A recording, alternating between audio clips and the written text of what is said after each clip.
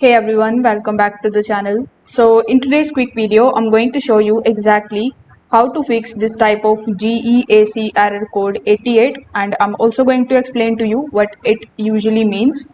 So first of all, the error 88 on your GE Windows and the portable air conditioner usually appears after a power interruption or the control board reset. So it often a startup and the communication issue rather than a failed component. So in order to fix it, what you need to do first is to simply just use the power button on top of the remote, and you just have to turn off your AC.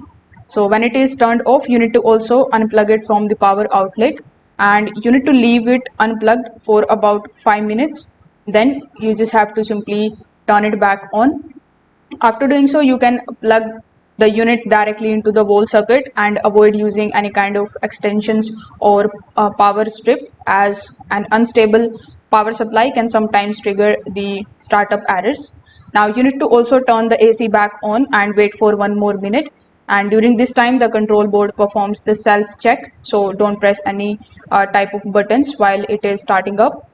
So you can try these easy fixes. It is basically only the one step, but you need to take the steps one by one, and then you will be able to easily fix this issue. If this video helped you out, make sure that you like this video and subscribe to the channel.